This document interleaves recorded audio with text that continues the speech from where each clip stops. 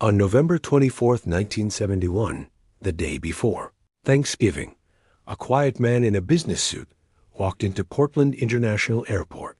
He wasn't nervous. He wasn't rushing. And he wasn't trying to hide. He approached the counter of Northwest Orient Airlines and purchased a one-way ticket to Seattle under the name Dan Cooper. The flight number was 305. It was a short trip. Just 30 minutes in the air. No one had any idea they were about to witness the only unsolved skyjacking in American history. The calm before the threat, the man described as mid-40s, clean-shaven, wearing a black clip-on tie and dark sunglasses, boarded the Boeing 727 without attracting attention. At 2:50 p.m., Flight 305 took off from Portland. Shortly after takeoff, the man handed a note to a flight attendant named Florence Schaffner. At first, she thought it was a phone number. She slipped it into her purse.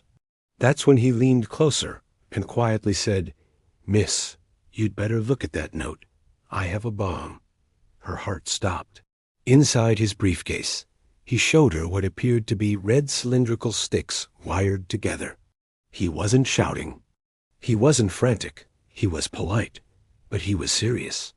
The demands, the note demanded, $200,000 in cash.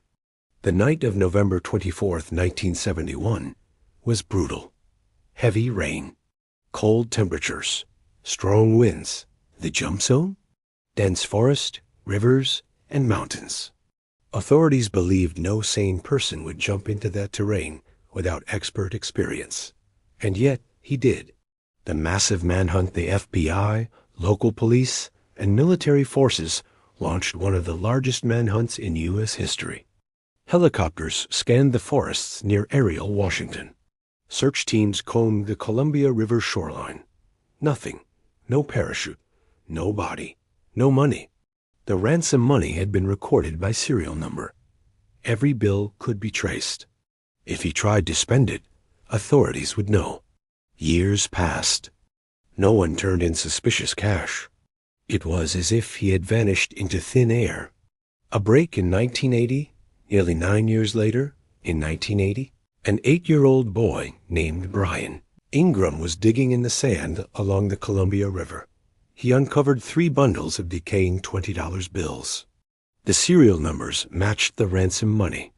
For over 45 years, investigators chased shadows. More than 800 suspects were examined, but a few stood out. Just months after the Cooper hijacking, McCoy hijacked another Boeing 727 in a nearly identical fashion. He demanded money. He parachuted from the rear stairs, but he was caught 2 days later. Some believed he was Cooper, but the FBI ruled him out due to physical differences and timeline conflicts. A former Northwest employee with parachuting experience. He knew the Boeing 727. He had the technical knowledge. After his death, a family member claimed he hinted at being Cooper, but there was no definitive evidence. Did he survive? Let's examine the survival theory. Arguments: he died. Dangerous weather, poor landing terrain, inadequate parachute choice.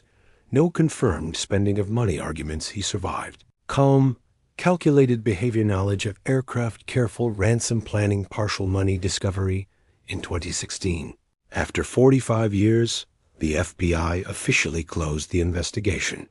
The case remains unsolved, and the man known as D.B. Cooper became something larger than a criminal. He became a myth, a symbol of vanishing without a trace. The bigger question in today's world of surveillance cameras, digital tracking, and biometric identification: could something like this ever happen again? Or was 1971 the last moment in history when someone could disappear into legend? D.B. Cooper never hurt anyone. He committed a crime, yes, but he left behind a mystery so powerful that more than 50 years later, we're still talking about him. If you could disappear with $200,000, no digital footprint, no identity, no trace, would you? Or did D.B. Cooper pay the ultimate price in the forests of Washington? Let me know what you think in the comments.